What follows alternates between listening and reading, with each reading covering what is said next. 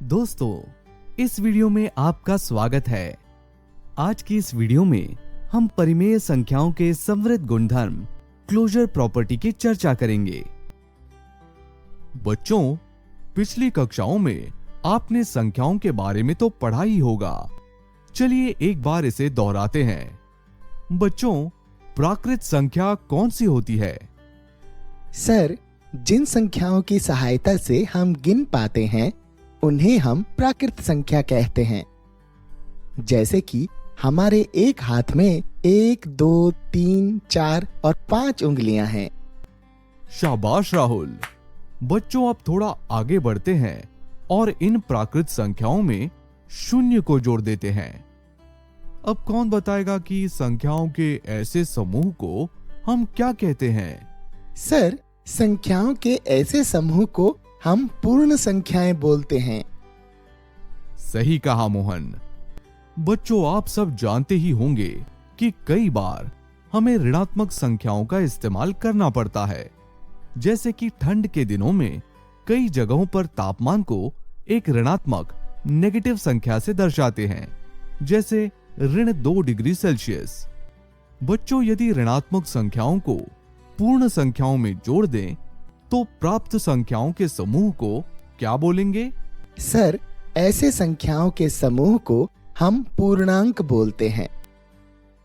शाबाश राहुल, तुम्हें तो पिछली कक्षा का सब कुछ ध्यान है। बच्चों, आप भिन्नों यानी फ्रैक्शंस के बारे में पढ़ चुके हैं, जहां कि हम किसी संख्या को अंश और हर के रूप में लिखते थे। अब इस संख्या रेखा को देखिए। इसमें शून्य के दाईं ओर जाने पर हमें धनात्मक संख्याएं मिलती हैं और शून्य के बाईं ओर जाने पर हमें ऋणात्मक संख्याएं मिलती हैं। जैसे कि हमें यहां ऋणात्मक 1/2 दिया गया है। आप सब यहां पर देख सकते हैं कि ये ना तो पूर्णांक है ना तो भिन्न है, क्योंकि भिन्न होने के लिए अंश और हर का धनात्मक होना जरूरी है। तो ये कैसी संख्या है? सर, यह एक परिमेय संख्या है। शाबाश मोहन।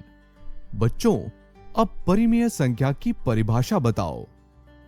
सर, परिमेय संख्याएं वो संख्याएं हैं जिन्हें हम P/Q के रूप में लिख सकते हैं, जहां की P और Q एक पूर्णांक हैं और Q शून्य के बराबर नहीं होता। सर, Q शून्य के बराबर क्यों नहीं हो सकता?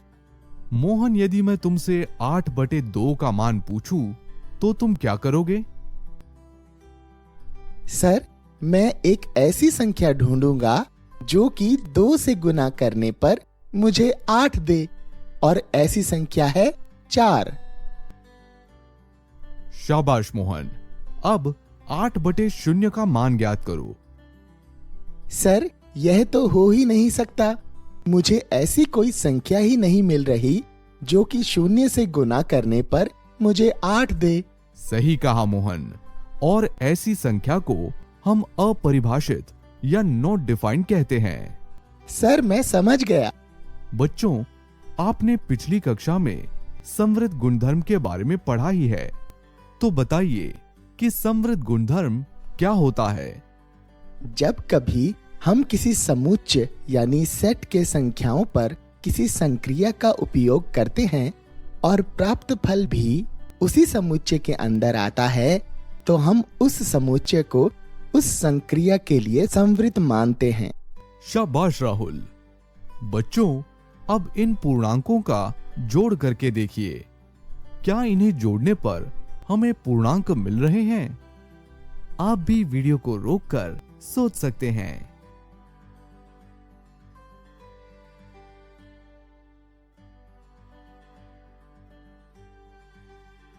बच्चों, हम पूर्णांकों के समृद्ध गुणधर्म के बारे में क्या बोल सकते हैं? सर, पूर्णांक योग के अंतर्गत समृद्ध हैं, क्योंकि 2 पूर्णांकों को जोड़ने पर हर बार हमें पूर्णांक ही मिलेगा। शाबाश मोहन। क्या इसी तरह परिमेय संख्याएं योग के अंतर्गत समृद्ध हैं? चलो इसकी जांच करते हैं। हम 2 परिमेय संख्याएं लेते हैं। 1/4 और 2/3 को जोड़ने पर हमें क्या मिलेगा? आप भी इस सवाल को हल करिए।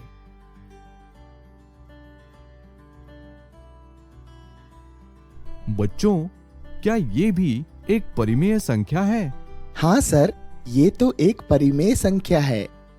बच्चों, अब निम्नलिखित परिमेय संख्याओं को जोड़कर देखो।